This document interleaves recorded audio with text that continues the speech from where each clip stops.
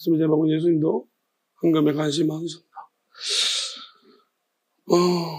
먼저 원어로 좀 보게 되었습니다. 카시사스 주저앉다는 거예요. 앉다. 주저앉다라는 표현을 보면 자리 잡고 이제 앉았다는 거예요.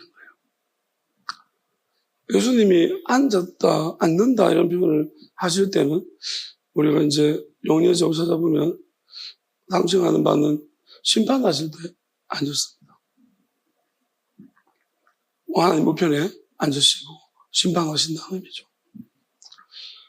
심판하시거나 판단하시거나 그러면 이 부분도 앉았다 그러면 심판과 관련이 있을 것 같습니다. 약식 재판 그래서 심판하시기 전에 미리 좀 지켜보시는 그리고 어떠한 심판의 기준을 예수님이 세우시는 것이 아닐까 싶습니다. 그래서 그런 의미로서 앉아 계시고 근데 황당합니다. 근데 왜 그러냐면 한번 생각해 보세요. 카데란티가 맞은편이거든요. 우리는 예수님의 행동을 그 당시에 태어났으면 정말 이해하기 어려울 것 같아요. 왜 그런가? 한번 생각해 보세요. 헌금함 이제 가조펠라우가 예물함이 정금함이죠. 다음에 에세 오레이가 바라본다라는 거예요. 그러면 이 헌금을 넣는 거예요. 그게 뭐 성전세일 것 같아요. 또는 이제 성전세를 내지만은 한편으로는 이제 이 성전이 조금 낡아 있으면은 이제 보수도 하고 해야 되니까 그런 이제 그런 시즌에 조금 더 돈을 많이 내고 이렇게 하겠죠. 그러니까 아마 그러한 때인 것 같습니다. 그러니까 성전세를 내는 때고 내기도 하고 그 성전세도 결국 이 성전을 유지하고 운영하는데 필요한 그 돈이죠. 헌금입니다. 국위 또는 이제 보수 공사하는 거 이런 거 지금이랑 그닥 다를 바가 없는 것 같아요. 자, 그러면은 그런 것을 위해서 헌금함이 있다고 생각해요. 상식적으로 있지 않나 싶긴 한데, 자, 어떤 식으로든 이해가 안 되는 것은 헌금함 어디다가 세우는지 모르겠어요. 어쨌든 헌금함이 있단 말입니다. 그럼 예를 들어서 많은 사람들이 이렇게 줄 서서 내는 것 같아요. 그럼 예수님이 어디 있었다는 거예요? 아니, 우리가 생각해 볼 때 뒷자리에 앉아가지고 볼 수도 있어요. 근데 헌금이 여기 있으면 여기 앉아가지고 이렇게 보는 거예요. 앞에 마주보고 헌금하는 사람들 보면서 눈 마주치면서 이상하지 않아요? 나 아무리 생각해도 이 장면이 이해가 안 돼요. 물어봐도 하나님, 예수님 맞은편에 앉았는데 이게 무슨 일이에요? 이게 무슨 의미입니까? 물어보니까 어떤 마음을 주냐면은 맞다는 것 같아요. 그러니까 우리는 헌금을 예수님 내야 될 건데 내지는 않고 앞에 앉아가지고 얼마 하는가 우리 아이들이 헌금할 때 어른들 헌금할 때 보면서 얼마 하는가 보는 것처럼 그건 이제 삶이 이렇게 그것도 민망하잖아요. 누가 헌금하는지 얼마나 보고 근데 우리 다 큰 어른이 앉아가지고 앞에서 내가 얼마나 했는지 보고 누가 보면 뭐 감독관도 아니고 헌금 감시관도 아닌데 아무것도 아니잖아요. 예수님이 이 성전에 더군다나 거의 이제 지금은 밉상 중에 상밉상인데 거의 이제 예수님 성전에 맞닥하면 맨날 시험하고 잡아갈 생각하고 죽일 생각하고 있는데 거기서 한 가지 또 더 이상한 짓을 하고 있잖아요. 헌금되는 게 많이 보고 앉아 앞에서. 난 정말 이해가 안 돼요. 왜 이렇게 하시죠? 진짜 제 아들도 좀 예수님과 가까이 제 아들 뭐 불러가지고 있잖아요. 같이 보라고. 제가 혼자 보고 있는데 제 아들이 도망 저쪽에 숨어 있겠죠. 쪽팔려가지고 근데 와보라 해가지고 보라고 막 그런데 더군다나 누가 많이 냈느냐 이런 저는 진짜 우리 예수님 놀라워요. 우리는 있잖아 예수님을 잘못 알고 있어요. 이 장면을 제대로 해석 안 하니까 우리는 너무하네요. 결론만 가지고 해석하죠. 막 예수님은 이 크고 작은 게 좀 자기 가진 것 중에 이렇게 하는구나. 요렇게만. 근데 실제적으로 봤을 때, 그거는 예수님이 이제, 그거는 맞아요. 왜냐하면 예수 기준을 잡아주시는 거죠. 근데 심각한 건 예수님이 한 행동이 너무 심각해. 우리는 행동을, 재현을 안 시켜요. 여러분, 솔직히 신기하지 않나요? 이거밖에 더 설명할 게 없어요. 헌금함 있고 예수님이 맞은편에 앉아있댔잖아요. 사람들이 줄 서서, 왜냐하면 무리도 헌금했고 부자도 헌금하고 마지막에 가난한 자들이 제일 부끄러우니까 끄트머리 오르고 있는 거예요. 줄 서서 헌금하고 있는 거예요. 근데 헌금을 본인은 안 하고 있잖아요. 그렇게 하죠. 맞으면 헌금 얼마 하는 게 보다 헌금 내는 사람이 얼마나 뭐지? 지금 보고 있어. 한 사람 보고 있으니까 저는 이렇게 생각합니다. 누가 보고 있으니까 이제 이 사람의 특징들이 다 드러나는 거예요. 아무도 안 보고 있을 때는 있잖아요. 헌금할 때 이제 나의 본질이 안 드러나요. 근데 누가 봐주고 있잖아요, 지금. 조금 부족할까봐 제가 불러가지고 같이 보라고 가고 있는.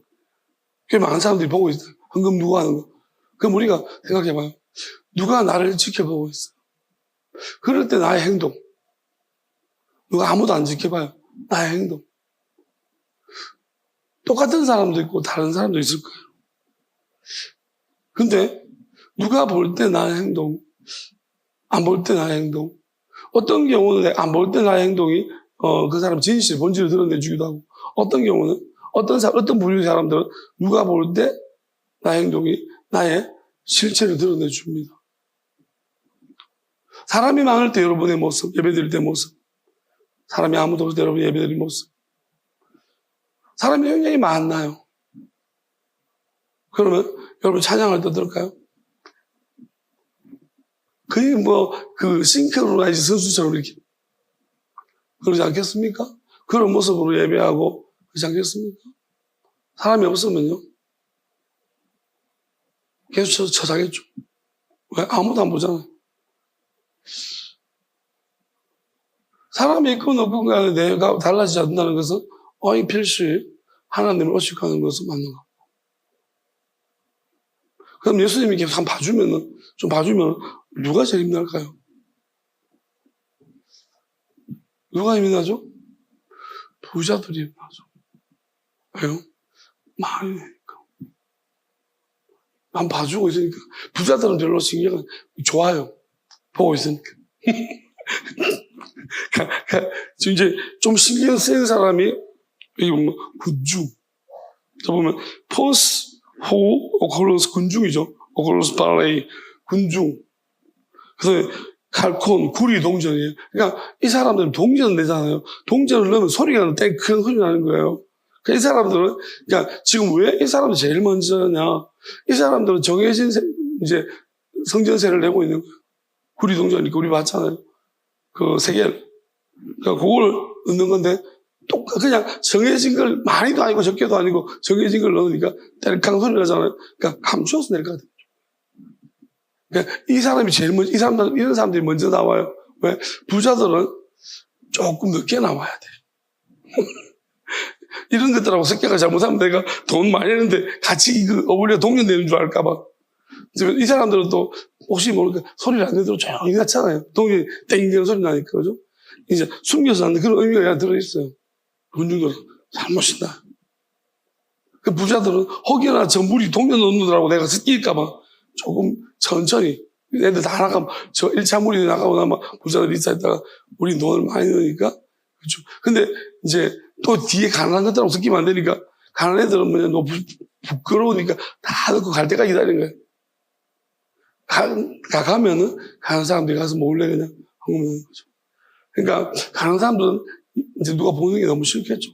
내가 얼마 못 넣으니까. 근데 부자들은 이제 자기가 잘못해가 동전 넣느라고 섞이면 안 되니까 좀 그거를 두고. 여기 보면 우리가 해석을 이렇게 했죠. 펑스가 하우에 어떻게 그로스 어떻게 이제 파워는 어디에 걸리냐면은 여기 더 콜로스도 걸리고 플로시오이 걸립니다. 그러니까 군중도 걸리고 많은 부유한 사람도 걸리고요. 그 다음에 다음 주에 나오는 그 가난 과부도 세 부류가 같이 걸리는 거예요. 그러니까 예수님은 가만 앉아가지고 세 부류가 어떻게 헌금하는지를 보고 있는 거예요. 참 특이한 취미가 있어요. 헌금에 관심이 많으신 것 같아요. 누가 얼마 하는지 본인은 안 내면서 굉장히 자기 본인은 세금 세계 그 성년세 내야 되냐만 하니까 물고기 한 마리 잡아 가져온다 해가지고 그 입 빼가지고 헌금해라 하면서 정말 좀 우리가 보면 예수님 우리는 너무 있잖아요. 자기 마음대로 했을게요. 제가 오늘 몇 가지 정도 사례를 제가 이번 주에 말씀 보다가 잘못 우리가 이해하고 있는 부분들이 이렇게 모여가지고 예수님에 대해서 좀 기상천외한 예수님에 대해서 모습을 조금 이야기하려고 제가 알게 된 부분만. 자, 그래야지 오늘 이 부분도 이게 설명이 될 것 같아서. 자, 그래서 뭐 보면 똑같습니다. 똑같은 형태로 구성되어 있고 카이블로이 부유한 사람들이 많은 부유한 사람들이 많은 양을 돈을 많이 냈다. 엄청 많이 냈습니다. 자, 그러니까 이제 세 부류가 있고 뭔가 많이 냈고 그러면 예수님 마지막에 앉아 계시고 저는 이 부분이 어쩌면 이런 생각이 듭니다.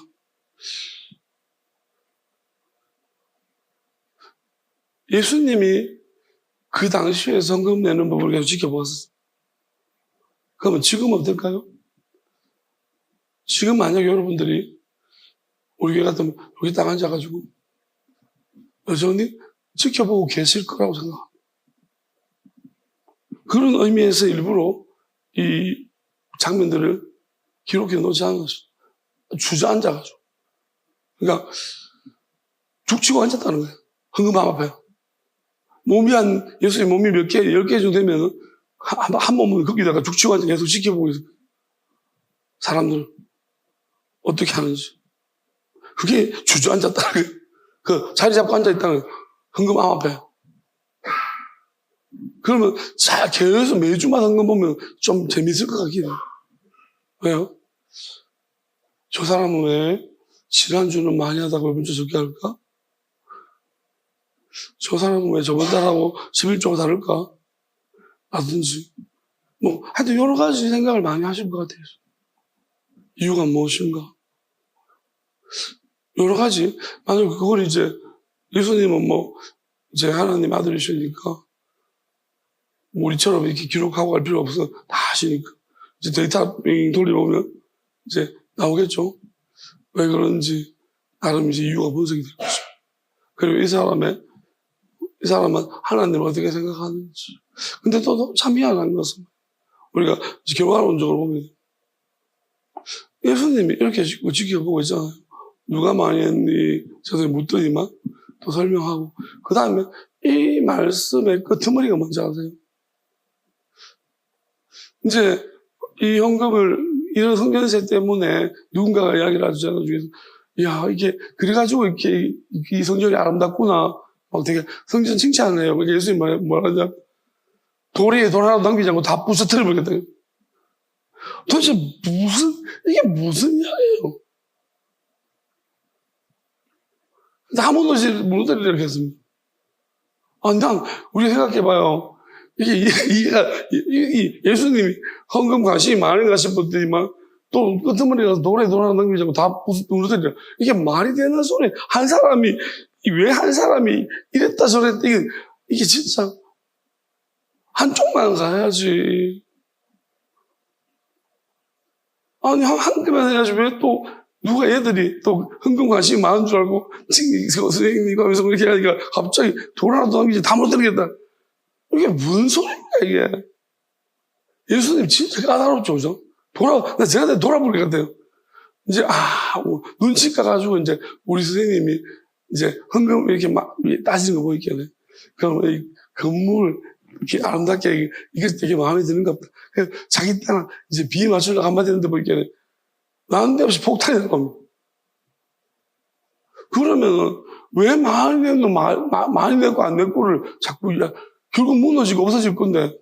그렇잖아요.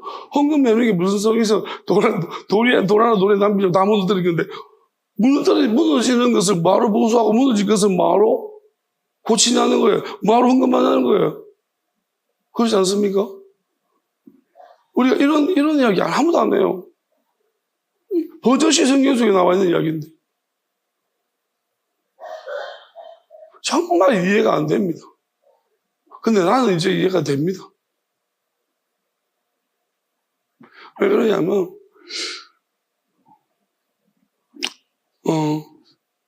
첫 번째는 맞아요. 우리 이 세상도 마찬가지예요. 어차피 이 땅 다 잡아서 물이 지어보이든지 넣을 거예요. 그럼 우리가, 나 왜 태어났니? 나 왜 사는데? 어차피 불 탈 거잖아요. 다 지어보이든지 거예요. 그럼 내가 왜 여기서, 농사를 지어야 되는데? 내가 왜 일을 해서 돈 벌, 다 불타 없어질 건데? 내가 뭐하러 세상을 보존해야 되는데? 쓰레기, 왜 금 씹다 걸리면 벌금 두루 맞고 싱가포르에서, 벌금 내야 되는데? 막 이해가 안 되지. 왜 쓰레기 버리면 잡히는데? 이거 이해가 안 되는 거예요. 어차피 다 지어보 던질 거 하면서. 나는 조금 일찍, 궁극적으로 지어보 던지가 알면 더럽혀주는 것이 궁극적으로 뭐예요? 잘하는 일 아닌가요?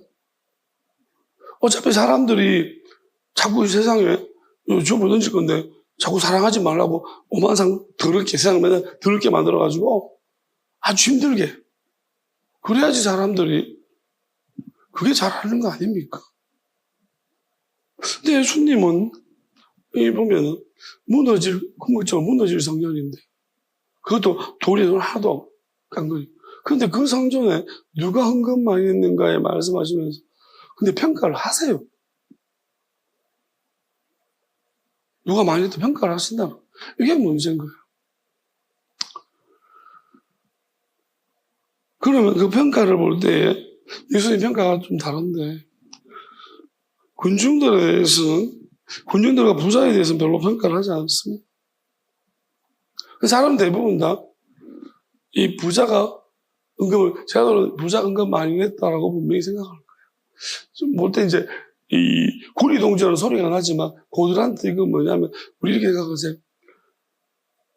원래 동전 만드는데도 들어간 돈이 더 많아요. 옛날에. 그래서 우리나라도 옛날에는 그 이론짜리 이런 거 만드는데 그래서 아주 그냥 얄팍하게 만들죠. 이론짜리 소리가 잘 안 나잖아요. 그러니까 최소한으로 왜 이론 만드는데 돈이 한 1,000원 들어가고 이러면 안 되잖아요. 그러니까 실질적으로 그렇게 돈 만드는데 그 돈 가치보다 더 많이 들어가는 게 많아요. 그러니까 엄청나게 허접하게. 그래서 그러면 얘네들은 진짜 돈도 안 같은 뭐겠죠? 집어넣으면 소리도 안 나는. 아마 그런 식으로 만들어졌을 것 같아요. 그러니까 아무래도 부끄러워요.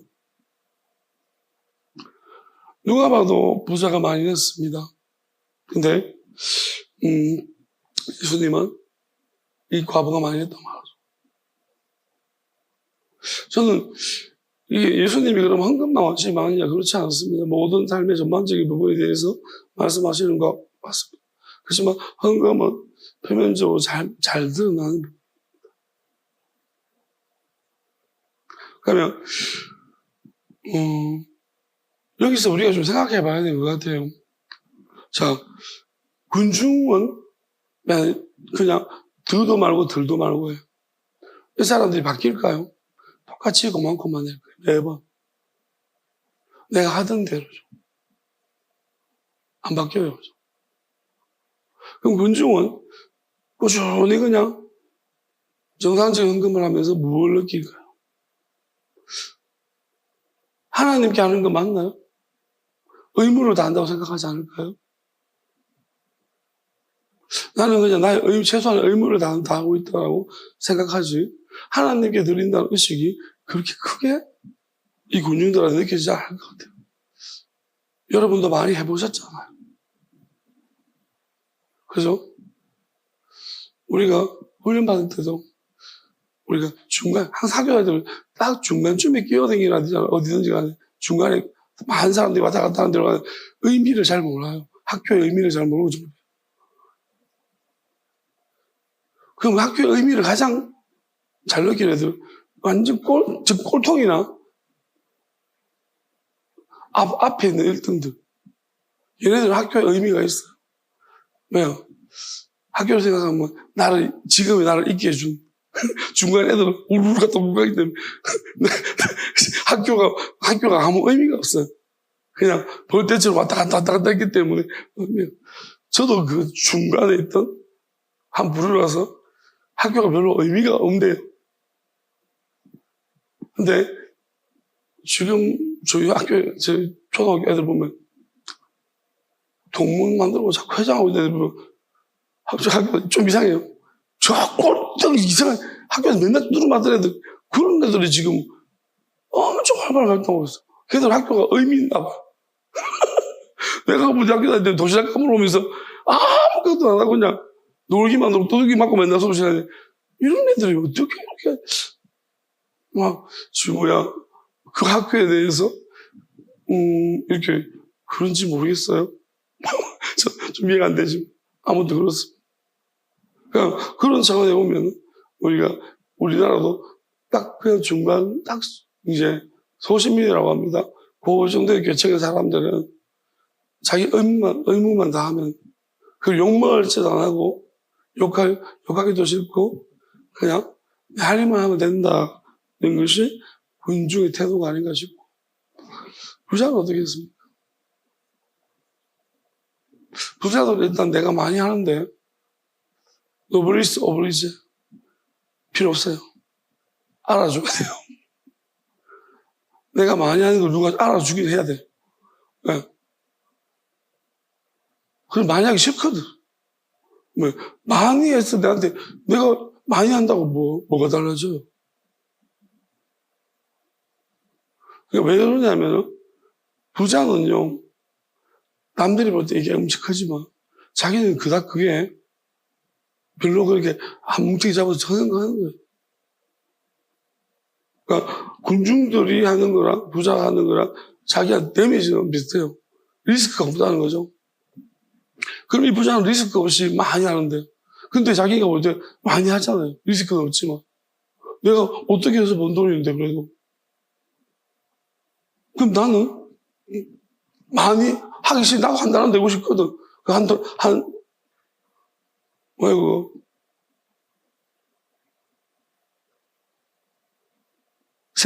한 세계를 내고 싶단 말이에요.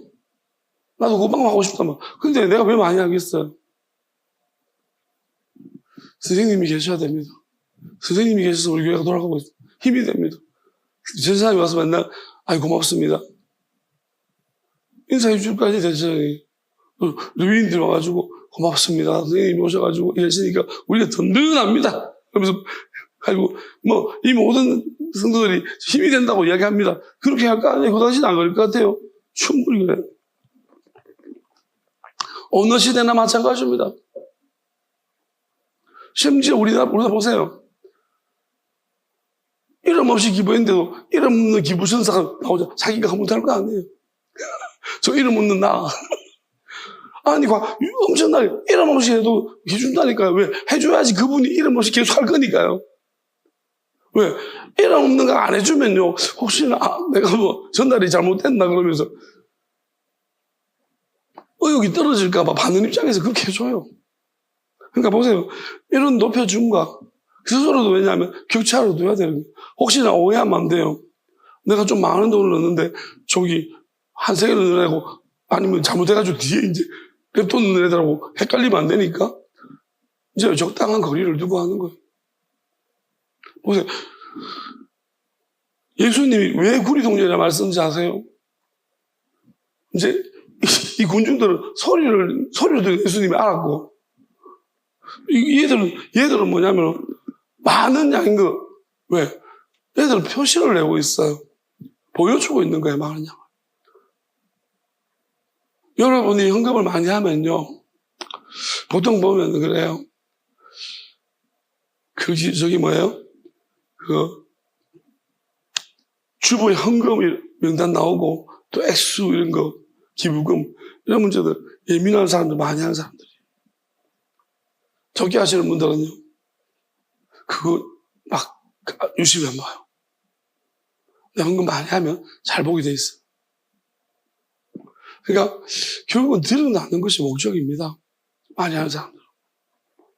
저는 이런 생각을 해봅니다. 사실 엄밀하게 말하면 다음 주 설교를 하면 안 되는데 이 주제, 이 말씀 중 가장 중요한 부분은 각자 헌금을 하지만 헌금을 드리면서 그 이후에 하나님 보시는 것, 예수님은 하나님은 어떻게 판단하실까를 말씀해 주신 거예요. 그렇지만 그게 하나님의 판단 기준이고요. 다만 말씀하시는 것은 그렇게 헌금했을 때에 예수님이 판단하셨다는 것은 분명히 그 이후의 결과에 대한 것도 말할 거예요.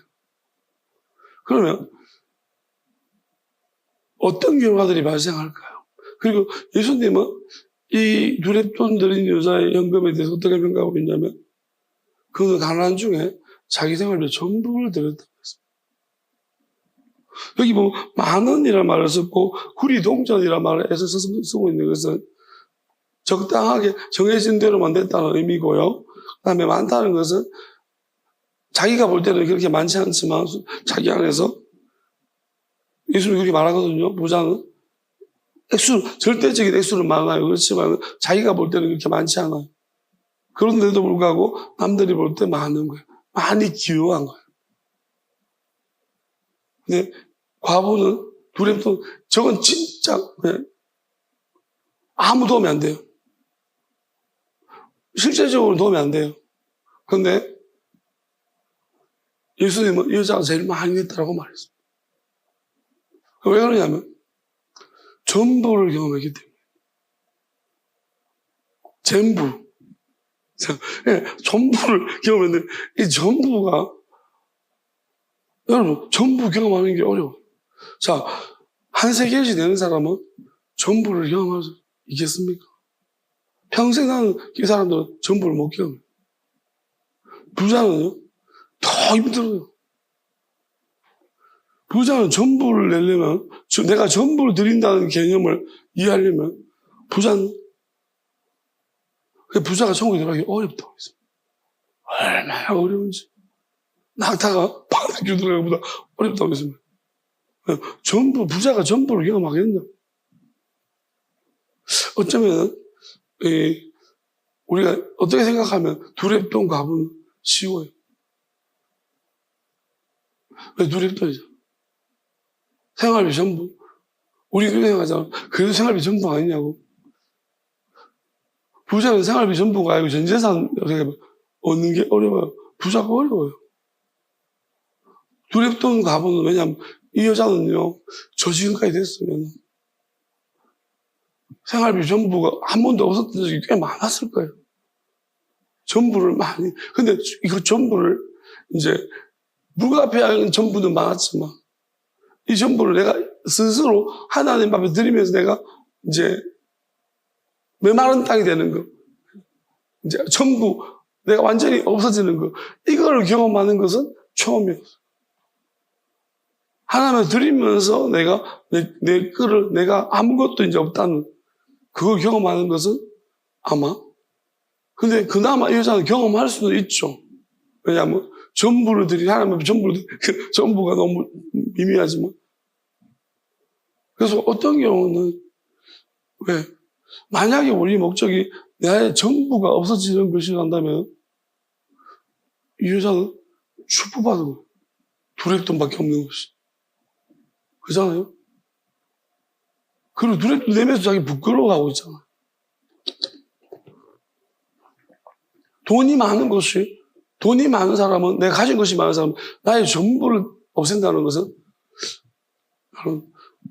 평생 경험 못할 거예요. 그러지 않겠습니까? 경험하겠습니까? 부자가? 빌 게이츠가 전부를 드리는 걸 경험하겠습니까? 못해요. 하나님 앞에 전부를 드린다. 저는 요즘 경험을 하고 있습니다. 가만히 생각해보니 결국 하나님이 이 본문과 맞추어서 딱 전부를 지난주에 쪽이 났는데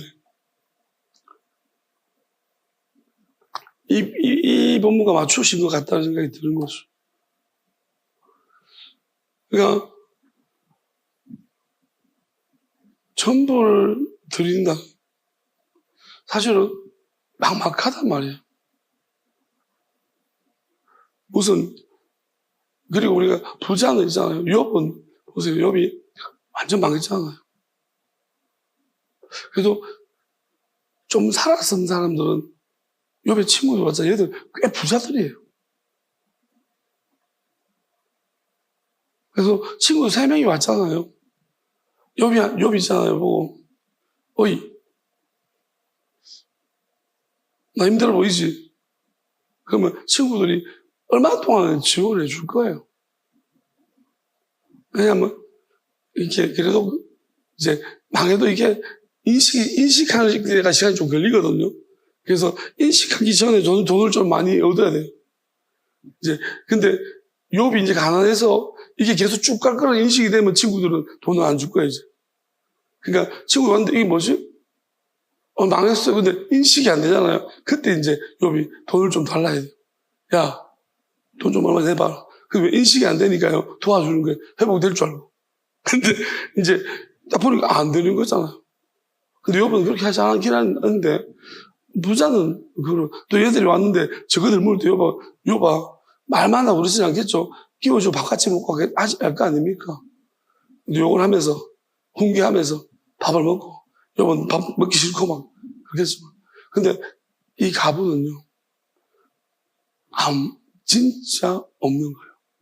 그러니까 진짜 오늘은 메뚜기를 잡아 먹어야 되나 석청을 먹어야 되나 저 그렇게 그러니까 아무도 도와줄 사람이 없는 왜냐하면 이 어려운 상황이 계속됐기 때문에 왜 사람들은 순수한 구제가 있을까 싶긴 해요. 투자지. 못생기고 가난하고 공부도 못하고 일방해요. 도와주고 싶어요. 예? 순수하게 도와주고 싶어요. 그냥 너는 안 사는 게 좋은 것 같다. 안도 아무리 있잖아요. 왜? 얘 도와주고 뭐 할 건데? 회복이 되겠나? 그래서 한 개라도 뭐 있어야 될 거 아니에요. 좀 그래도 명석하긴 한 것 같다.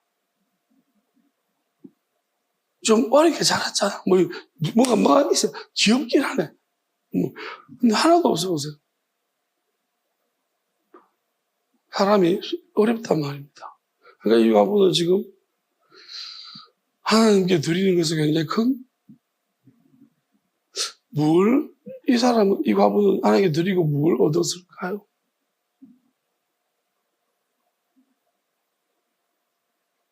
그리고 이 과부는 하나님께 드린 것이 맞을까요? 퍼센트 따지면 100%, 100%. 엄청난 모험을 했기 때문에. 이 과부는 진짜 다돌이면서 나 내일 어떻게 살지? 그 걱정하면서 드린 거니 하나님이 아니면 그렇게 할 수가 없어요. 어쩔 수 없이 굶어본 적은 있지만 스스로 선택해서 그것도 며칠 연장해야 되는 건데 그걸 드린다는 것은 이거는 진짜로 하나님께 100%가 다 맡깁니다. 부자는 어떨까? 이런 마음 하나님만 100% 아니죠. 오히려 어느 쪽이 가까울까요? 사람한테 보여주는 식이 훨씬 더 큰 퍼센트가 헌금을 하고 이 군중은 뭐예요? 자기의 양심 나는 내 의무만 다 했다는 거의 양심에 충족되는 것이 거의 많은 퍼센트 차지하고 있어요. 하나님보다. 근데 이게 여기서 벗어날 수 없다고 저는 생각해요. 대부분 이렇게.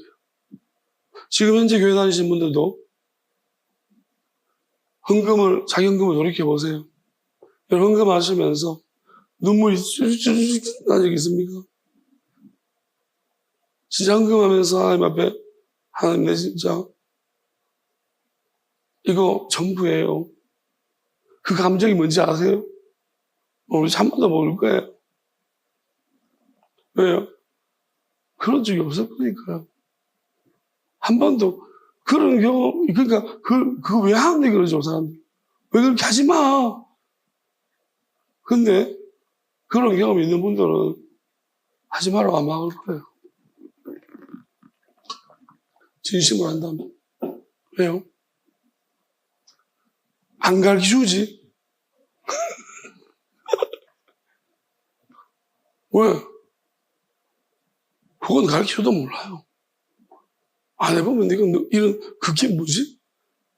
여러분, 우리가 예수님 전부라고 했어. 전부와 조금은 달라요. 우리는 딴 것이라고 말합니다. 딴 끝에서 줄을 외우리. 딴 것이 뭡니까? 다 읽고. 다 정말 끝이에요. 여러분, 딴 끝에 낭떠러지가 있는 거예요. 그거 내가 다 이룬 거예요. 밀려가지고, 내가 간 게 아니고, 밀려서, 낭떠러지 앞에 서 있습니다. 다 잃어버렸어요. 거기서 뭘 할 수 있을까요? 뭘 바랄 수 있겠습니까? 홀로 땅 끝에서 보셨어요? 땅 끝에서 주님을 배우니, 진짜 땅 끝에 있으면 주님이 나타나시죠. 땅 끝에 설 일이 없습니다. 왜요? 여러분, 땅 끝에 상상만 해도 아찔하니까 땅 끝까지 가지를 않죠. 그리고 자기가 서 있는 곳이 땅 끝이라고 생각합니다. 뒤에 땅 많은데. 혼자 분산 투자해가지고 통장 2통, 돈이 얼마나 많은데. 근데 아무도 몰라. 그럼 나는 이게 마지막이다. 그러면서 저기도 있지롱. 절대로 평안합니다. 그 평안이 어디서부터 오는 것이에요? 그 분산 통장으로부터 오는 거예요. 하나님부터 오는 게 아니에요. 내가 만약에 아무것도 진짜 땅 끝에 서 있어. 그런 평안해요. 그럼 이 평안은 어디서 미쳤거나 아니면 하나님 주시는 평안을. 여러분, 이거 땅 끝에 선 사람 알 수 있습니다. 돈 주고 못 사지롱. 부자는 안 되지롱. 예수님이 부자가 하나로 전하는 게 얼마나 어려운지. 너희들 언제 땅 끝에서 보게. 근데 하나님이 하실 수 있다고 단서를 붙였어요. 무슨 말이냐면 하나님이 감동하시면 갑자기 부자가 사개오처럼 땅 끝이 될 수 있어. 내가 어떻게 모은 돈을. 사개오가 내가 뽕나무에 왜 올라갔을까? 왜? 예수님이 나한테 그렇게 말할 줄 알았으면, 그래서, 재산 다 팔고, 그다음에 갚아주고, 내가 이렇게 말할 줄 알았으면, 내가 예수님이 왜 만나려고 거기 올라가갖고, 우리가 주를 만났네. 여러분, 자꾸 우리는 성경에 들은 말씀이 있어요. 자꾸 주님 오십시오. 주님 다시 오십시오. 이건 이단이고, 교회가 다 부르고 있어요. 근데 선지서에 뭐라고 말하냐면, 그날은 너희들을 축복하는 날이라고, 제약의 날이라고 선지서에 나와 있어요. 너희들은 왜 자꾸 오시라고 하는지 모르겠다고 예수님이. 그건 너희들의 제약의 날이다. 그거 두려운 날이다. 너희들이 왜 자꾸 오락하는지 모르겠다.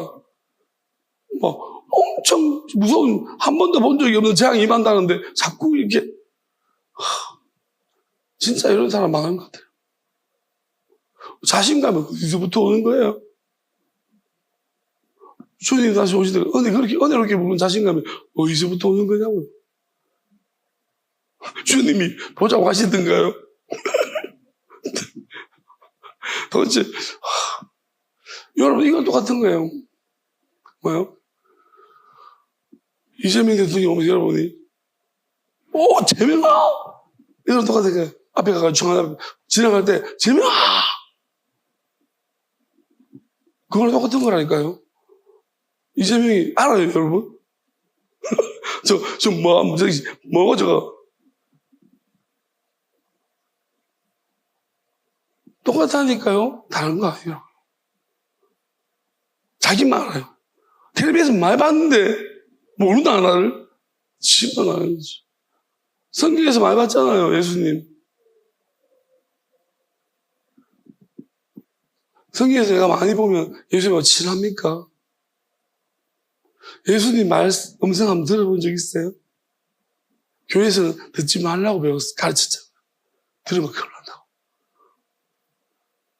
예수님 목소리도 모르시는 분이 어떻게 그거 자꾸 오라고 하지? 예수님 목소리도 모르잖아. 얼굴도 몰라, 목소리도 몰라. 어떻게 알아보려고? 자꾸 오라고 그래서. 마귀가 와가지고 내다 그러면 어떡할 건데? 기가 막히는 것입니다. 결국은 이런 것 같아요. 우리는 헌금할 때 뭘고 합니까? 예수님 그래서 도리에 돌아오면 이게 내가 어떤 데 헌금하느냐 어떤 데 헌금하지 않느냐를 따져요. 그러잖아요. 건축 헌금하면 무너질 거 왜 고치냐고, 이사 갈 거 왜 고치냐고 그러죠. 이사 갈 줄 알았냐? 무너질 줄 알았냐? 여러분 생각해봐요. 그거 따지는 걸 하기 싫다는 거예요. 그리고 그거 따지지 마세요. 예수님도 왜 갑자기 저기만 돌아 왜 촌을 쳐요? 그거는 그럼에도 불구하고 하나님은 이 땅에 뭐가 영원한 건물이 있노?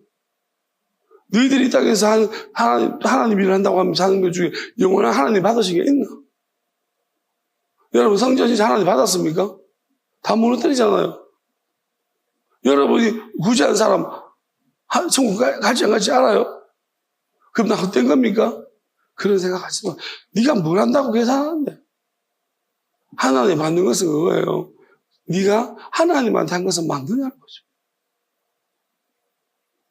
진짜 네가 하나님이 주신 마음 가지고서 하나님을 드린 것은 맞니?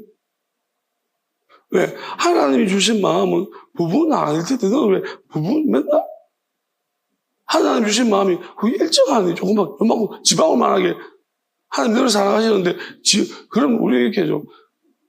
우리 뭐야? 하나님이 영원한 사랑을 기대하고 있습니다. 지는 지방울만 하나님이 영원한 사랑을 받는데 여러분은 요만큼씩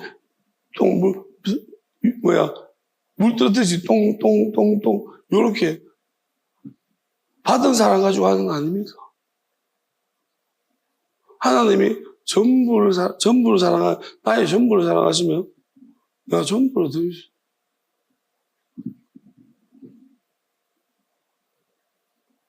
근데 하나님이 나한테 부자는 뭐예요? 부자는 하나님의 사랑을 안 받고 사람들의 사랑을 많이 받았어. 사람한테 보여줘야 돼요. 하나님은 상관없고요. 하나님 안 보셔도 되고 사람한테. 이 군중은 뭐냐면 정말 의무를 담당하는 군중은 하나님도 사람도 필요 없어요. 네, 스스로를 사랑하고 있는 거예요. 참 귀하다 그러지. 난 법 없이 살 것 같아. 아는 대로 우르르 따라가면서 나는 참 내가 생각해도 정직해. 그나마 이제 나는 이렇게 자랑하지도 않지, 부끄러워하지도 않지, 부하게도 말고 가난하게도 말고 적절하게 의무로 다 하고 있어. 굉장히 양심적으로 뿌듯해요. 할 말하고. 그러니까 각자 자기가 헌금을 위해 나타나. 그래서 계속 보고 계시대요, 예수님. 바뀌는 사람은 있나? 다음 주에 와서 변동사항이 좀 있나? 계속 죽치고 앉아서 보고 계신다는 거예요. 지금도 보고 계실 겁니다. 스스로가 속이죠. 여러분 맞은편에서 계속 보고 계십니다. 그러면 헌금하는 건 보겠습니까? 예배 때도 맞은편에서 계속 보고 계시고, 예수 예배 안 드리시고요. 다 보고 계시고. 그 다음에 뭐예요? 항상 보고 계세요, 예수님.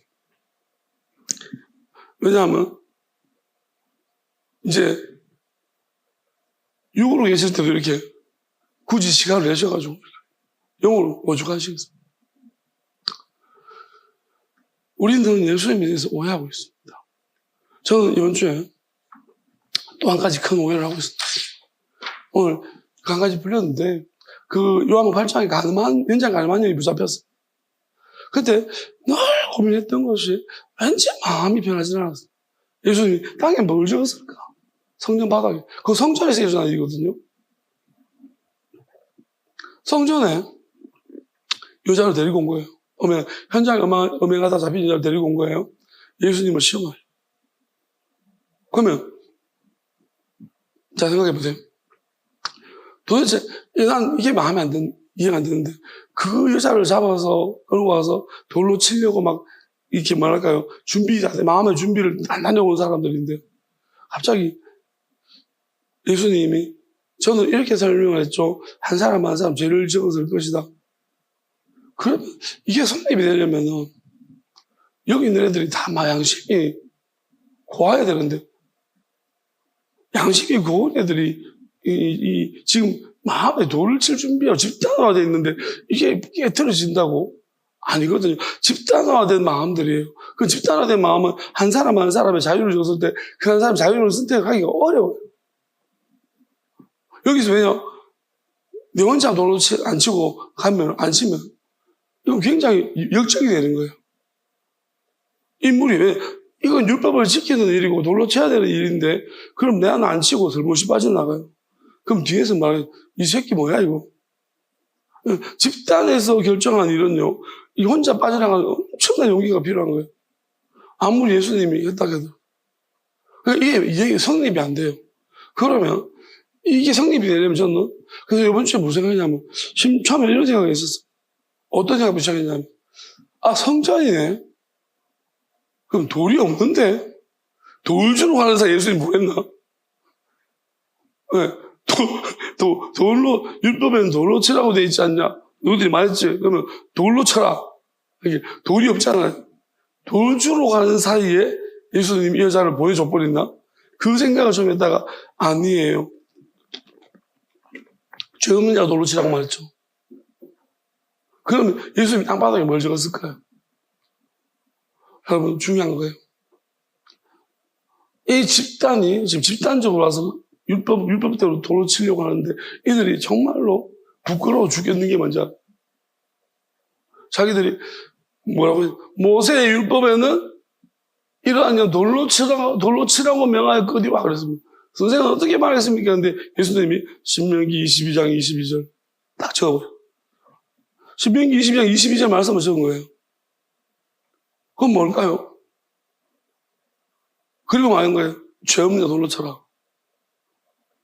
신명기 22장 22절 말씀 볼까요? 이런 거예요. 너희들은 모세 율법대로 명하면 절차를 지키지 않았다. 뭡니까? 신명기 22장 어떻게 나왔냐면 현장에서 붙잡힌 간음하다가 붙잡혔죠. 간음은 있잖아요. 뭐냐면 이 남자와 유부녀가 유부녀예요. 그게 간음이에요. 자, 어떤 남자 여자가 유부녀가 동침하고 드러나거든. 그 동침은 남자 여자 둘 다 죽였어.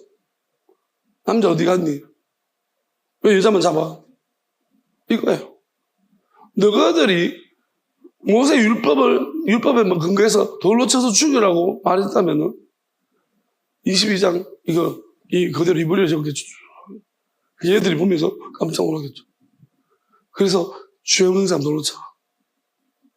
너희들 율법 어겼다. 너희들 남자 어디 갔어? 얘만 간음을 혼자 하냐? 어디 갔냐고 남자. 그거예요. 할 말이 없어요. 율법 떠들어대지만 이 사람들은 율법을 예수님이 모를 줄 알았어. 알고 있는 거예요. 예수님. 그러니까 왜 따라갔겠어요? 이 사람 왜 하나둘씩 다 따라갑니까? 할 말이 없는 거예요. 진짜 단체로 할 말이 없는 거예요. 왜? 여기서 돌로 치면은 너가 율법 어겼다.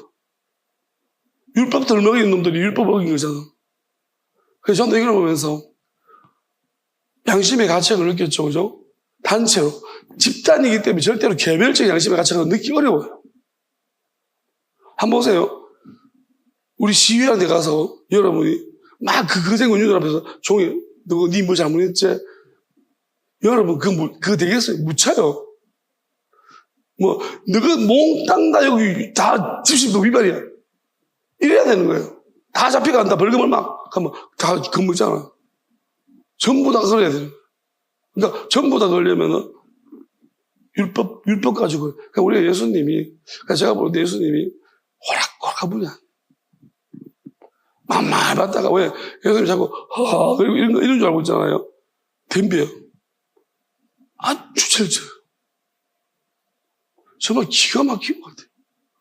여러분, 우리가 잘못 알고 있어. 그래서 우리는 자꾸 있잖아요. 나도 오늘의 돈을 치지 않을 테니.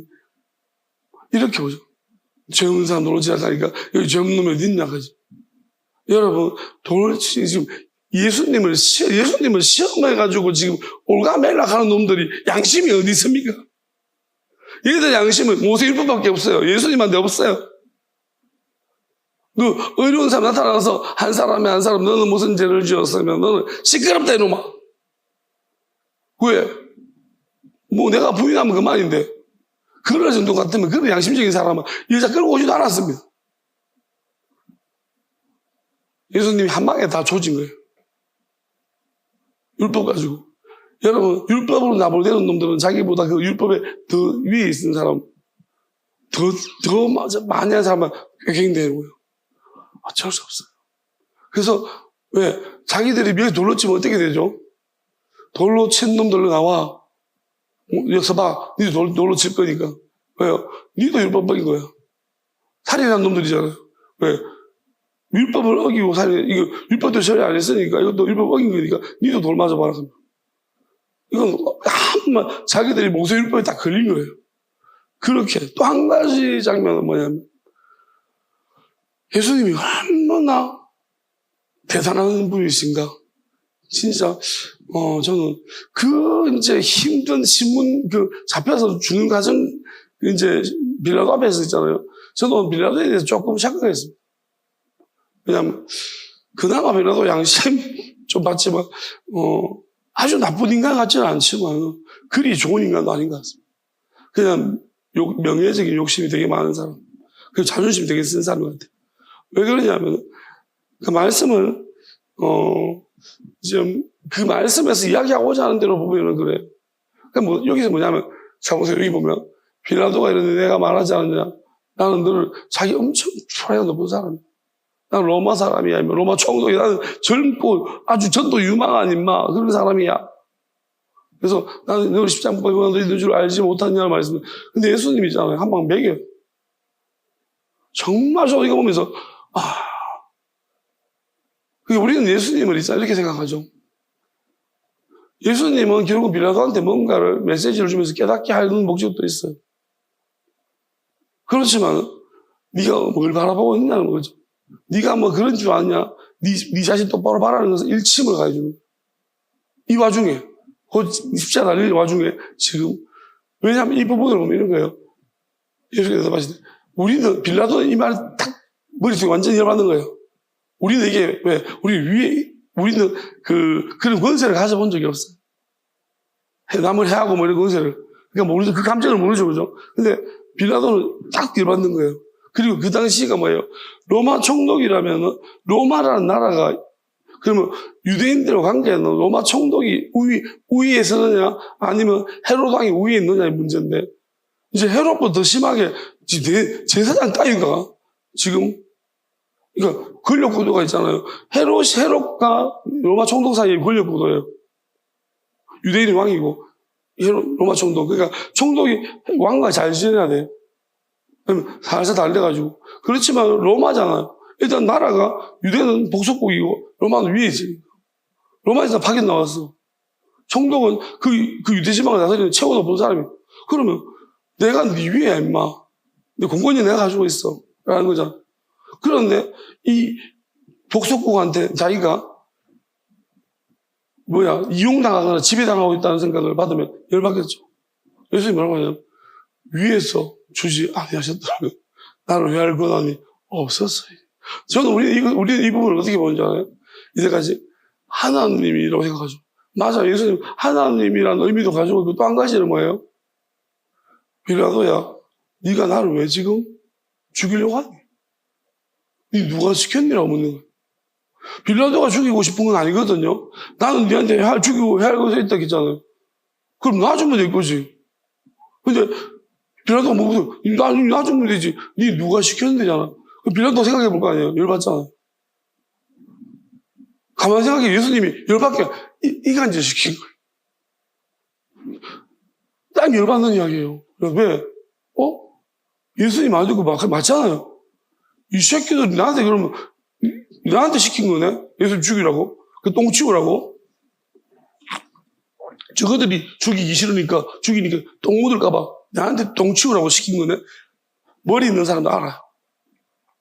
그러니까, 하나님을 생각할 것인지 아니면은 이 이야기를 예수님 두 번 다 노리고 있어요.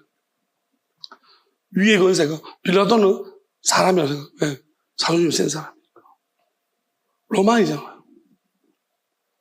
바울도 로마 시민권 있다고 유대님에서 깜짝 놀대는데, 내가 로마 시민권자고 하는데, 빌라도가 진짜 오리지널 로마이잖아요. 그러니까 얼마나 열받겠습니까? 그러니까 빌라도가 예수를 놓으려고 있었으나. 그러니까, 자, 이 열받으니까 나는 저 새끼들 말 안 듣지. 예수님이 그렇게 말하니까 놓아주려고 하는 거예요. 왜? 나는 더 이상 말 듣고 하는 거 아니야. 그러면서 네 풀어주겠다는 것입니다. 그러니까 어떻게 보면 딱 빌라도 심기를 딱 건드리 열받았거든요. 근데 유대인들이 보세요. 빌라도가 놓아주는 이유를 알은 거예요. 왜냐하면 헤롯 왕도 아니고 하물며 저 재산 따위가 뭐랄까 이 예수님 죽여라고 빌라도한테 압력을 넣었으니 얼마나 열받겠습니까? 그러니까 놓아주려고 하는, 그러니까 이 유대인들이 작전을 바꾼 거예요. 세상이 시킨 게 아니고 가이사가 시킨 것입니다라고 유대인들이 말 바꾸게 한 거예요. 이 사람을 놓으면은 가이사. 왜냐하면 이 사람이 자칭 왕이라고 유대인들 머리를 엄청 굴린 거예요. 왜? 자칭 왕이라고 하지 않았습니까? 라는 거죠. 그러면 이제 빌라도는 법을 집행하는 사람이고 로마인이니까 충실하자. 생각해 볼 거예요. 왜 가이사에게 충실이 아니냐? 그거 많거든요. 왜냐하면 그래서 빌라도는 나중에 예수님이 제목을 달 때 자칭 왕이 아니라 유대인의 왕이라고 붙인 거예요. 왜냐하면 자칭 왕이라고 하면은 왜냐하면 자칭 왕 스스로 왕이라고 하는 사람은 이게 효력이 없어져요. 근데 지금 로마에서 인정해준 왕은 헤로드 한 명이에요. 근데 실제적으로 왕이 되려는 무슨 뭐랄까 조직이 있어야 되는 거예요. 전적이 있어야 되는 거죠. 그러니까 유대인들은 자칭 왕이라고 붙이고 싶은 거예요. 왜? 저희들 입장에서는 예수님이 스스로 왕이라고 해야지 조롱거려야 되는데 빌라도는 자칭 왕이라고 하면 법적으로 처리를 못하는 거예요. 왜? 한 사람이 정신병자인 거예요. 그 사람을 무슨 반역자라고 하냐. 그러니까 유대인의 왕이라고 붙여라. 유대인의 왕이라고 붙여야 하지만 뭔가 진짜 실제적으로 유대인의 왕이 모임했다는 거예요. 그러니까 우리가 인정하는 왕 말고 그리고 이제 세상의 왕도 아닌 거예요. 왜? 로마에 너무 그건 아닌 것 같고 로마에 반역한 왕은 아니고 그냥 우리가 인정해주는 왕 외에 스스로 왕이 되려고 해서 법을 어긴 것이다. 그래서 유대인의 왕이라고 붙여라. 근데 이게 왜 해석이 이게 맞냐면은 그 마지막 장면이에요. 마지막으로 이렇게 나오죠. 가다라는 말이에요. 이제 떠인 뜰, 뭐, 이런 표현이 나오는데, 그게 이브리어로 가다라? 이런 건데, 아람어 같은 말인데, 이게 무슨 말이냐면은, 이런 거예요. 그러니까, 이 빌라도가 여기 이제 이렇게 하면서 어떤 것을 보이냐면은, 그 누가복음에 나올 거예요. 그러면, 이건 뭐냐면은, 그게 엄청 높은 자리예요. 그, 빌라도 있는 자기 집무실에서 높여놓은 자리. 그러니까 빌라도 거기 올라가가지고 재판하는. 그러니까 돌을 깐더리 비브리오 가바다. 아람어 건데. 그럼 이게 뭐냐면 엄청 높여놓은 장소를 말하는 거예요. 그러니까 돋구고 놓은데.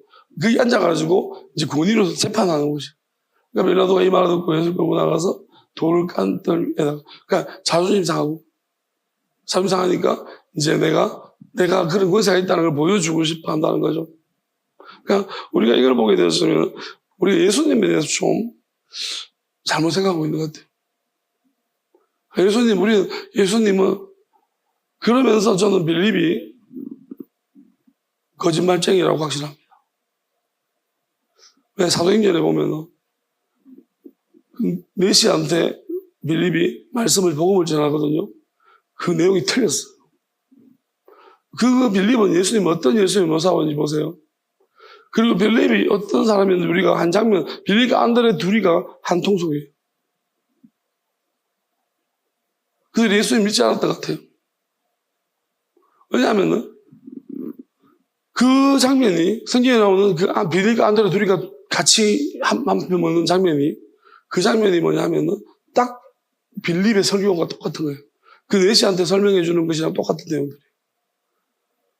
네시가 이사야 말씀을 읽고 있는데 빌립이 뭐 하냐? 이사야 말씀이죠. 그러니까 빌립이 설명해 줘요. 어떻게 설명하는지 알아요? 이거 보세요. 이 8장 30절을 도살자가 가는 양과 같이 걸려갖고 들가는 자 앞에 있는 어린 양이 조용한 같이 그 입을 열지 않냐. 다음 볼게요. 그가 굴욕을 당했을 때 공정한 재판을 받지 못하였으니 그가 누가 그의 세대를 말하리요. 그의 생명이 땅에서 뺏김이로다 하거야. 자 보세요. 자, 빌립이 이건 이사야 말씀을 해석한 거예요. 아니요, 맞아요. 아니라니까, 앞에 돌아오고. 자, 대답해 지도해 준 사람이 없으니 어찌 깨달을 수 있느냐고 빌립을 청한 소리 오늘 앉아있는 아니라. 성경 1년 9절이 이것이 이렇는데, 그것을 자,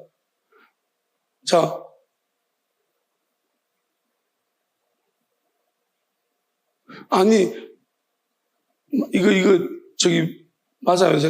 이건 확실히 맞아요. 이거 빌립이 한 거 맞아요. 왜냐면, 앞에부터 보세요. 일어나서 이두표 사람은 먼저 물어본단 말이에요. 뭐 하냐 물어본단 말이야. 이사야 그러니까 성경이 빌립더러 이러되 이수로 가까이 나가라 하시거늘 빌립 나가서 이제 말하되 읽는 것을 깨닫느냐 물었죠. 대답해 지도해 준 사람이 없어서 어찌 깨달을 수 있느냐. 빌립을 청하여 수리와 같이 오라느냐. 읽는 성경 구절이 이것이 이랬을 때 자, 이걸 빌립이 말하는 것 같은데 빌립 말하는 거 맞아요. 그 네시가 빌립한테 묻되 빌립이 이렇게 해석해 주니까 이게 무슨 그가 묻는 거예요. 그러니까 빌립이 이렇게 말해 주니까 이사야 이런 말씀 없어요. 그러니까 이거 비슷한 거지만 이런 식으로 이게 해석이 들어갔다는 거예요. 그러니까 이 선지자가 이 말한 것이 누구를 가리키냐고 묻는 것은 빌립이 말해 줬기 때문에 아예 이사야는 무슨 말인지 내가 몰랐던 거예요. 근데 누구를 가리키냐 이제야 무슨 말인지 알고 물었던 거예요. 이렇게 봐야 돼요. 그러면 나는 이게 무슨 말이냐면 이사야 말씀을 저렇게 그가 찔리면 우리의 상함을 그러니까 예수님은 어떻게 묘사했냐면 저 해석이 들어갔다는 거예요. 네. 어떻게 묘사했냐면 그냥 참고 당하는 존재로만 억울한 존재로만 묘사해요. 그러니까 사실 무슨 재판을 안 받았다는 이런 게 나옵니까? 공정한 재판 받지 않아서 그렇습니까? 그러니까 이게 자기 성격을 이야기하는 거예요. 예수님이 공정한 재판 받지 않았기 때문에 그런 거예요. 문제가 생긴 거예요. 지금 세상의 공의를 이야기하고 있는 거예요. 빌립은. 그러니까 빌립이나 안드레는 뭐냐면 얼마나 되겠습니까? 이거 가지고 정직하게 정확하게 이런 걸 따지는 사람들이에요. 이 내용도 이 말씀도 자기들한테 이 말씀이 이렇게 보여지는 거예요. 우리가 알아야 되는 거예요. 이게 무슨 말이냐면 그래서 안드레도 마찬가지지만 둘 다 같이 그러니까 사실은 예수님 빌립을 시험하고자 물었습니다. 이 많은 사람 먹이려면 얼마나 되겠냐? 200데나리 모자랍니다. 그러니까 그렇게 말하니까 안드레 치고 나오면서 여기 어린아이가 이게 얼마나 되겠습니까? 같은 편인 거예요. 둘이 같이 이야기를 되게 친했던 것 같습니다. 그래서 이 둘은 뭐냐 하면은 지극히 그냥 군중같이 지극히 그냥 양심적이고 정확하고 이런 사람들인 거예요. 그러니까 예수님이 뭐냐 하면은 공정한 재판을 받지 못해서 이렇게 됐다. 억울한 재판을 받았다. 사실은 그게 아니에요. 왜? 성경이만 저렇게 지금 잘못된 거예요. 예수님이 공정한 재판을 받지 못한 게 아니라 우리를 대신해서 희생당하신 거예요. 무슨 예수님은 스스로 그 일을 가셨는데 억울하게 가신 게 아니에요. 인자는 원래 가야 될 길로 갔다고 했습니다. 생명을 뺏겼다고 안 뺏겼어요. 스스로 버리신 것이죠. 이거 완전히 잘못된 거예요. 저도 처음에 이걸 보다가 이게 네시가 말한 건 줄 알았는데 그게 아니라 잘 보면 그 앞 가정을 잘 읽어보면은 이게 빌립이 말한 거 맞아요. 처음에 네시가 말한 줄 알았어요. 저도. 근데 올라타가지고 뭐 읽냐고 말했더니 빌립이 오더니만 이런 거라고 말하니까 그다음에 네시가 그럼 여기 그건 누군데 물은 빌립이 설명해 주는 거예요. 그런 거. 왜냐하면 그거는 뭘 물을지도 모르는 상태에서 아무것도 몰랐어. 모르는 데가 따르면 모르겠다. 맞습니다. 그러니까 이거는 이사야 말씀에 해석이 이렇게 나온 거지. 이사야 말씀 자체가 이렇게 이야기하는 건 없어요. 다 이사야 말씀에 우리의 우리의 죄악 때문이, 우리 허물 때문이고, 우리를 대신한 것이라고 말하고 있습니다. 억울한 게 아니에요, 예수님이. 억울하지 않았습니다. 정말 예수님을 억울하게 생명을 이 땅에서 예수님 이 땅을 살고 싶었습니까? 빼앗기게? 빼앗긴 게 주신 것이지. 준 거랑 빼앗긴 건 다른 거예요. 그러니까 이 사람들이 뭐냐면, 결국은 누구를 받아들이지 못한, 유다를 받아들이지 못한 사람들이죠. 왜? 유다를 받아들이지 못하는 것은 빼앗겼다고 생각하기 때문에. 예수님이 줬다라고 생각하면 우리는 용서가 나오는, 내가 대속죄면 내 생명을 줬다는 거예요. 그럼 용서할 수 있는 게 나오지만 뺏기면 용서가 안 되는 거예요. 그러니까 완전 다른 차원이에요. 그래서 저는 빌립이 잘못됐다고. 이 확신은 그랬습니다. 자, 성경을 우리가 볼 때 어떤 관점에서 보는 거냐. 성경은 뭐? 하나님, 예수님 그러면 왜? 주여 주여 하는 소리 되는 것이 아니고 뜻대로. 뜻은요. 하나님의 뜻이라는 것은 그 말씀 자체 한자에서 믿는 게 아니에요. 뜻은 전체를, 전부를 파악해야 돼요. 그러면서 오늘 제가 한 가지를 이야기하겠습니다. 세상 속에 하나님께서 감춰놓은 비밀이 있습니다. 저는 이것이 어쩌면 하나님께서 우리 알려주시려고 하시는 가장 중요한 부분이 아닌가 싶습니다. 하나님 말씀을 이해함에 있어서 저는 세상에는 영원한 것이 없다라고 이야기하고, 우리가 일반적으로 이제 이 법칙들이라는 것이 하나님이 숨겨놓은, 말씀 속에 하나님 숨겨놓은 보물이 있지만 그 말씀부터 이해를 해야 되고요. 그 말씀 이해하고 나면 하나님은 또 말씀, 모세가 기록한 말씀 이전의 부분들을 우리가 어떻게 할까요? 그것은 이 땅을 창조하신 그 안에 담겨져 있습니다. 원리 속에서. 자, 그러면 저는 한동안 이런 고민을 했었어요. 예수님이 하늘에 보물이 있다 하면서 하나라는 강도 돈놈도 없고 녹슬지도 않는다 했습니다. 그럼 두 가지를 왜 말씀하셨을까? 녹슨다는 거죠. 그러니까 사람의 안에서는 도둑놈 훔쳐가 나서 문제가 생기는 거고 변화가 일어나는 것이고, 그러면 물질은 뭐냐면 녹슨다고 말했습니다. 그럼 녹슨는 것을 우리가 빛이라는 비유도 분명히 우리가 양자적 비유가 그랬죠. 파동이고 입자잖아요. 그게 뭐냐? 파동은 형체가 없는 것이고 입자는 부딪힐 수 있는 몸이, 예수님이 이 땅에 오실 때 입자와 파동 두 가지 성질이 다 가지고 있다. 그러면 이것이 놀라우면 그 비유도 녹슬지 않는다. 그러면 녹슬게 하는 게 뭐예요? 여기서 찾아야 돼요. 녹슬게 하는 게 뭐예요? 산소예요. 아이러니하면 산소예요. 여러분, 산소만 만나면 녹슬어요. 우리가 빵은 어떻죠? 형어버리면 우리가 진공이라고 하죠. 진공하면은 그나마 변질이 좀 덜 되죠. 진공이 뭐예요? 공기를 빼는 거예요. 여러분, 이불도 넣을 때 쫙 공기 빼가지고 공기를 빼는 거죠. 그러면 아이러니하게 우리가 산소가 없으면 죽어요. 근데 아이러니하게 산소가 다 변질시켜요.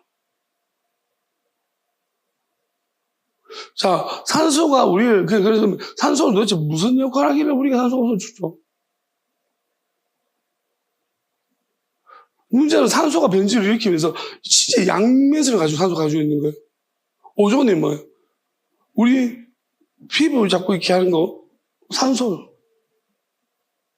그러면 생각해보면 이놈의 산소가 도대체 뭐길래?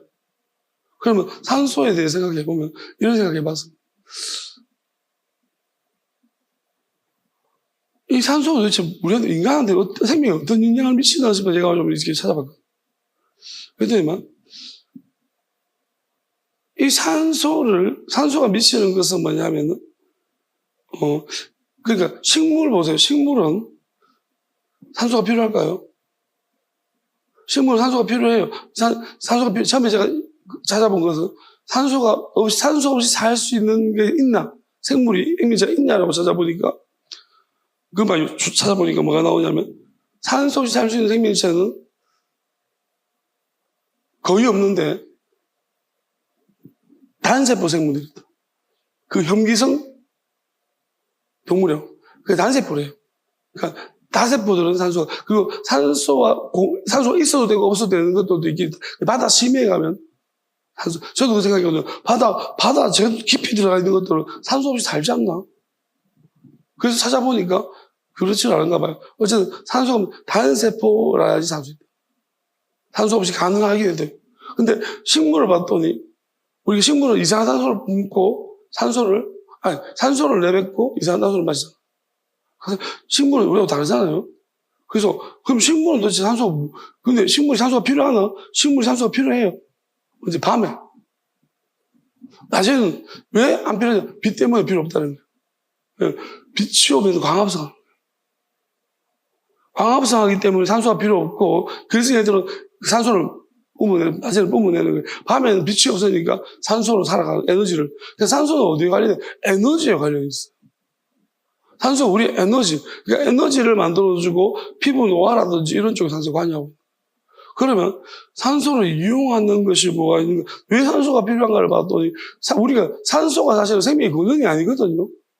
우리 생명을 유지시켜주는 데 도움이 되는 거지 생명의 근원은 아니에요. 그럼 산소를 도대체 누가 이용하냐고 제가 쭉 봤더니 옛날부터 마음에 안 드는 게 하나 있었어요. 미토콘드리아. 제가 옛날에 유전자를 공부하다 보니까 미토콘드리아 나왔는데, 아니, 이놈이 도대체 뭐지? 미토콘드리아가? 왜냐면, 이 미토콘드리아 정체가 애매한 거, 이게 원래 인간이 있던 게 원래 인간이 아니고, 원래 생명체, 그 생명 자체가 아니에요. 미토콘드리아는. 왜냐면, 우리가 DNA 유전자가 있잖아요. 그럼 이 미토콘드리아가 오리지널 DNA 유전자에 영향을 미치냐, 안 미쳐요. 근데 DNA에 영향을 더 주기도 해요.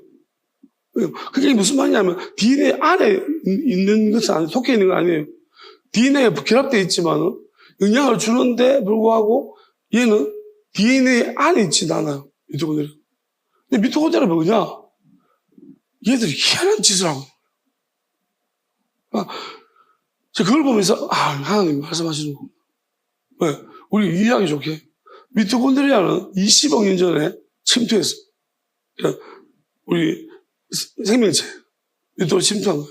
근데 제가 이걸 설명하면 지금 많은 걸 설명이 되는데, 왜 방송이 찌직찌직 하는가? 설명돼요. 미토콘드리아 때문이에요. 이거 지금 과학적으로는 다른 이쪽으로 안 가거든요. 우리는 뭐냐면 미토콘드리아는 거의 우리가 죽을 때까지 함께 하는 것으로 생각하고 있는 것 같아요. 저는 산소와 결별하고요. 미토콘드리아와 결별하려고. 왜? 변질시키잖아. 산소 때문에 너무 고마워, 산소. 근데 이제 그만 봐야겠다. 너 하는 뜻을, 이건 너 때문에 변질되니까 난 거부할 거고. 미토콘드리아. 얘가 사실은 설명을 제가 다 할 수 있을지 모르겠지만 설명해 보겠습니다. 미토콘드리아 뭐냐? 얘들이 무슨 짓을 하냐면 이런 거예요. 그러니까 이 미토콘드리아 20억 년 전에 생명체 들어왔는데 세포 안에 들어있고, 그리고 얘들이 우리의 유전체를 완전히 어떻게 하진 않아요. 우리 유전자를. 그러니까 하나님이 우리한테 기업으로 줬다고 말하면 우리가 유전자를 미토콘드리아가 막 바꾸고 그렇지 않지만, 문제는 뭐냐면 우리가 이게 뭐라고 말하죠? 전환시켜버려요. 미토콘드리아 아주 중요한 일이라는데 전환을 시켜요. 뭐를 바꾸냐면, 보세요. 우리한테 생체 에너지라는 게 있어요. 근데 미토콘드리아는 뭐 하냐면 이 생체 에너지를 화학 에너지로 바꿔버려요.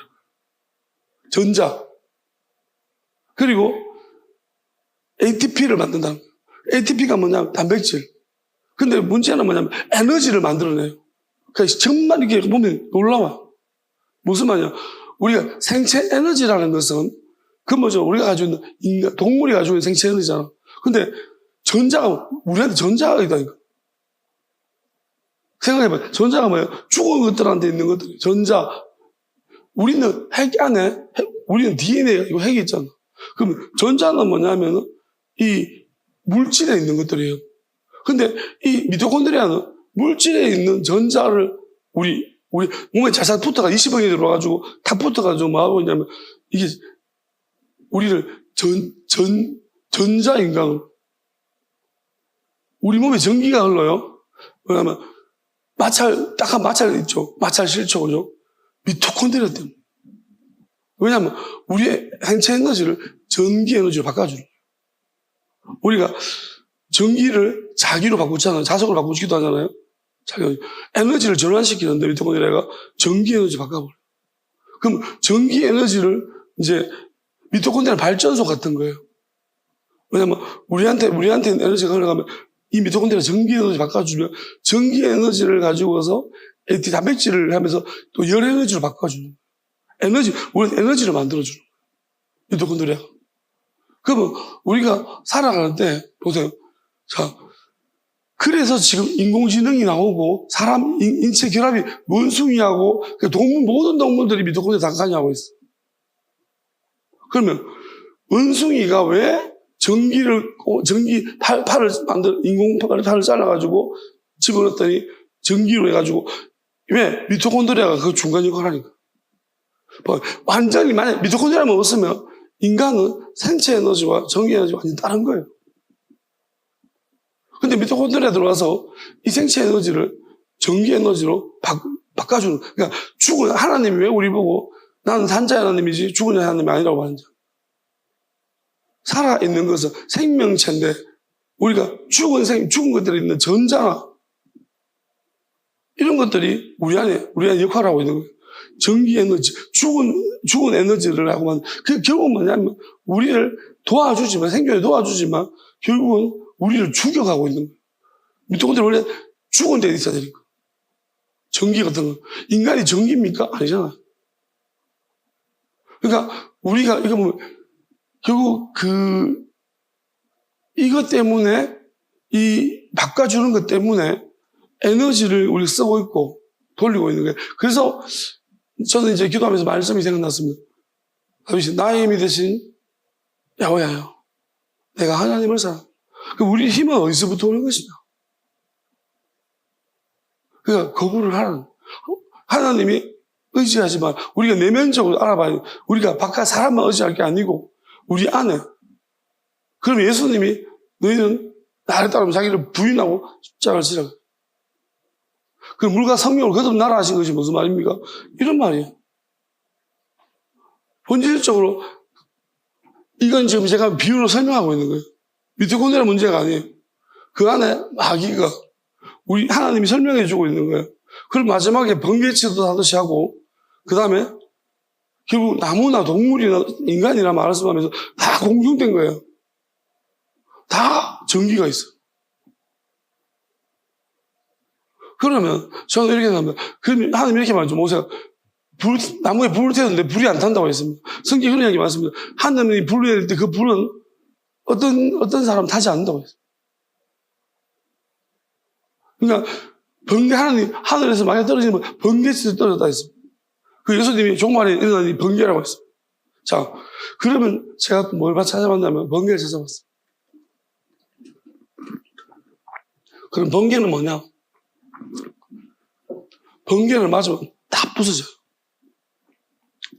그러니까 왜 피레침을 세우지 않아요? 저항이 없어야 돼요. 완전하게 저항이 없는 것은 번개가 딱 치면 그게 땅으로 쫙 분산되고 땅으로 흘러가고. 근데 저항이 조금이라도 있으면 번개를 맞으면 다 박살나. 그러면 인간은 보면 우리는 100% 그거 아니에요. 전기가 아니에요. 우리는 피레침이 될 수가 없어. 그러면 하나님이 설명하는 것 같아요. 마지막에 하나님이 하늘로부터 번개가 내리죠. 엘리야도 불을 내려주셔서 저는 그게 생각나는데 그때 그 불과 좀 다르겠죠. 하나님이 지금도 우리에게 불을 내려달라고. 그게 무슨 불일까? 번개 같아요. 그럼 이 번개라는 게 무슨 말이냐면 이 지구에서 우리가 경험하고 있는 번개가 말고 하나님 번개처럼 내리치시는 게 있을 텐데 그게 뭐냐면 이런 거죠. 어떤 사람은 페리침 같은 사람이 있을 거예요. 근데 쉽게 말하면 미토콘드리아가 있다고 합시다. 하나님은 사람만 통과할 수 있는, 그러니까 하나님이 만든 인간 생명만 통과할 수 있는, 그리고 그것을 스스로 분리할 수는 없어요.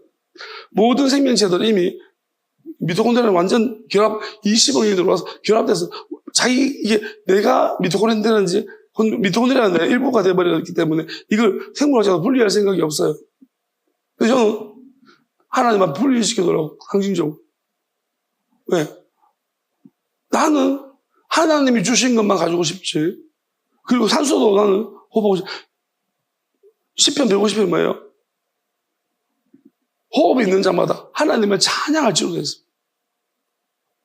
그게 뭐냐면 저는 우리에게 마지막에 우리에게 하나님 주시는 호흡이라는 것은 찬양입니다.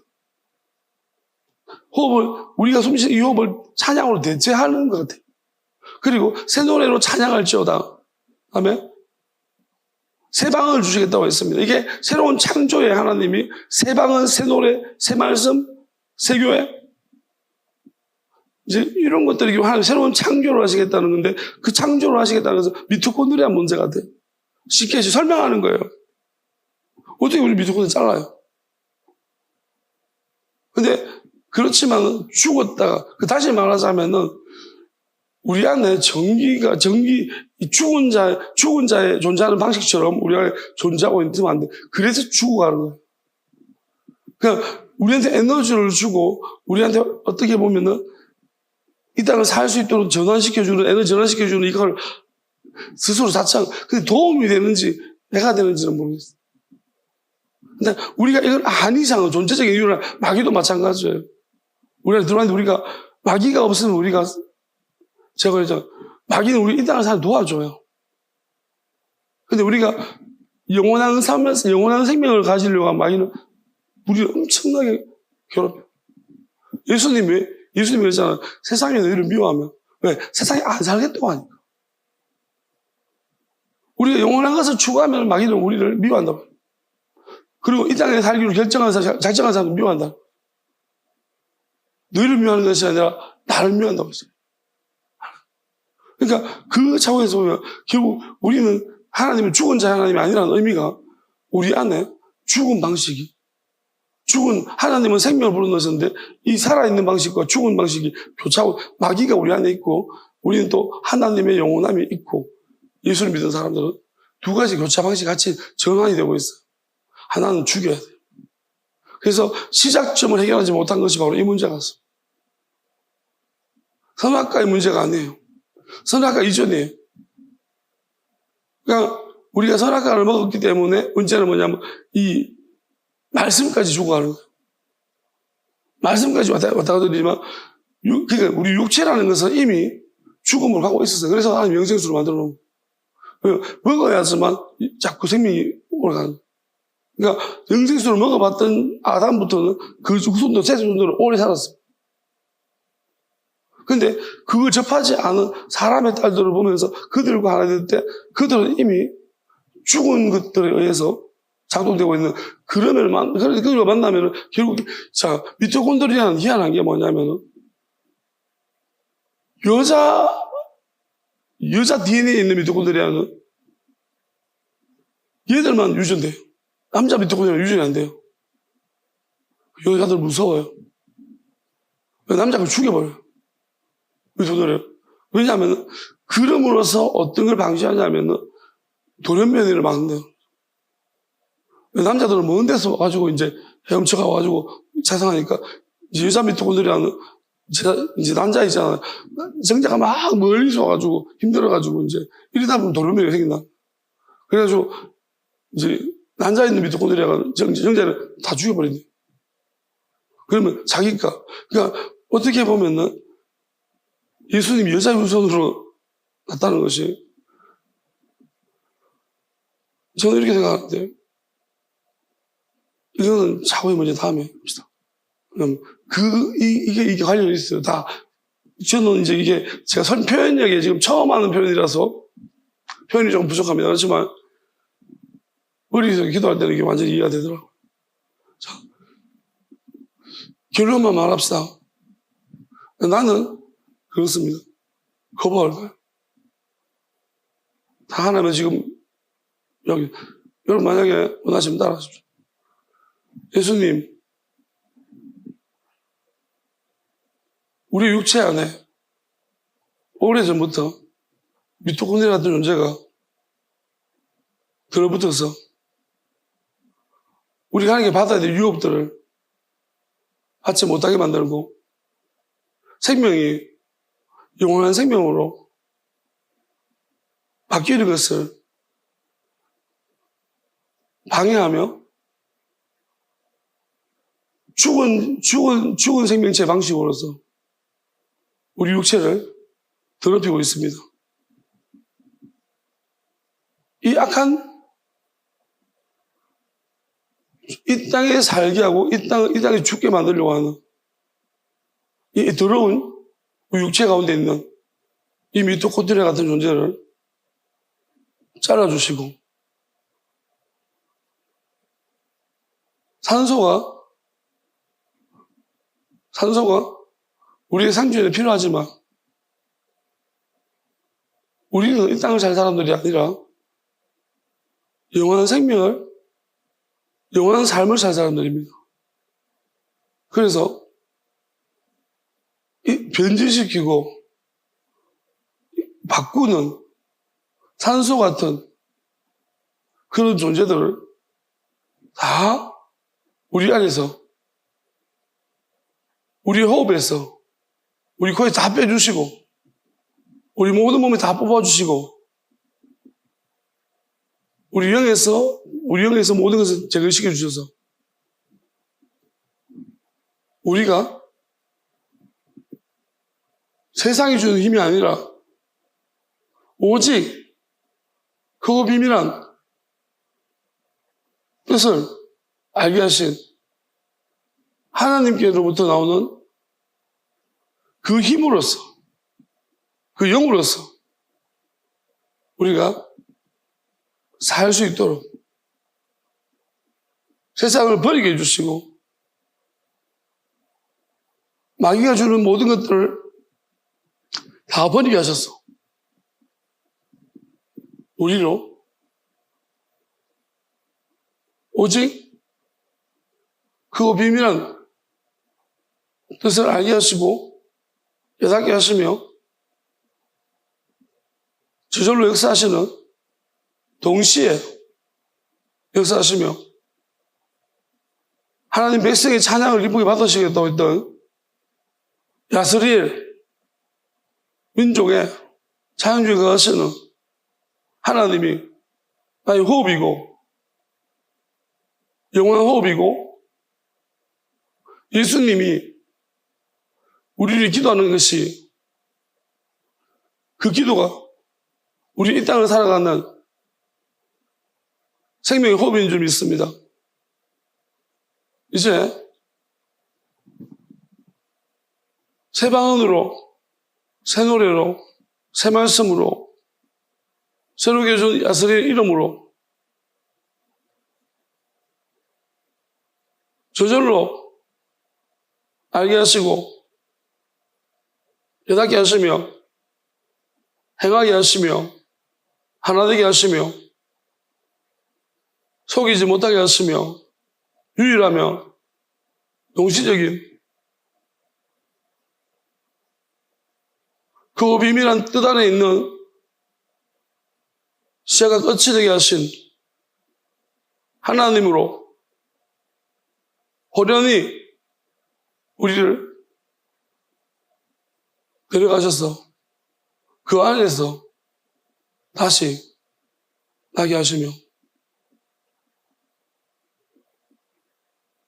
남은 삶들은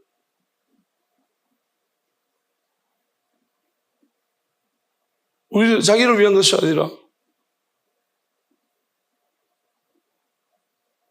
그 비밀한 뜻과 하나님의 영원한 나라와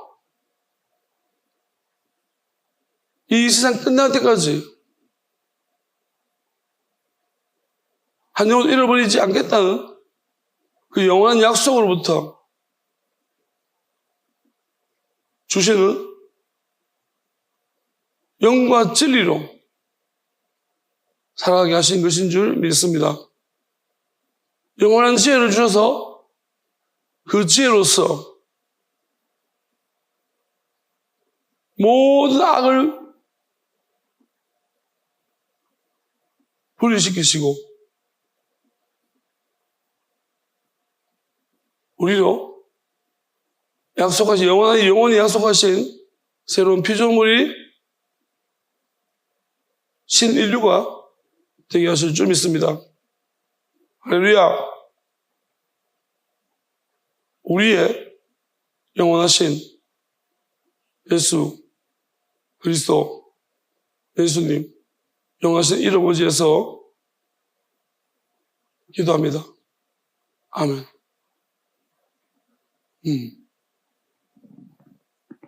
이게 무슨 내용인지 여러분들이 차차 알게 될 것이고 한 가지만 더 여기 할렐루야. 야 하나님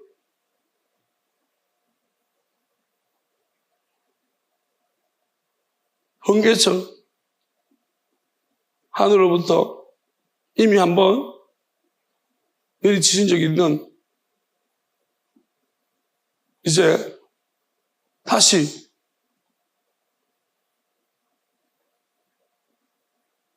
위로부터 번개가 내리쳐서 영원한 각 사람에게 맞는 약속을 주시고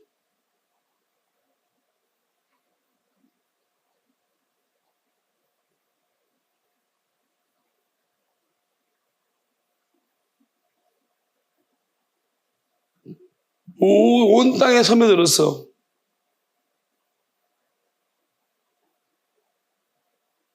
분리시킬 줄 믿습니다. 그리고 그 영원한 약속이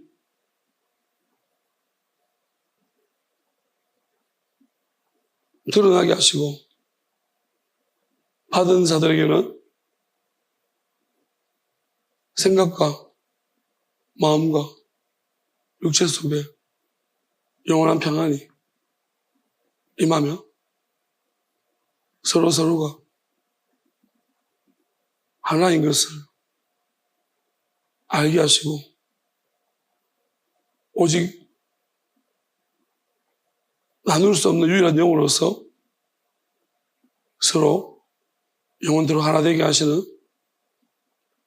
역사가 일어날 줄 믿습니다. 아멘. 찬양합시다.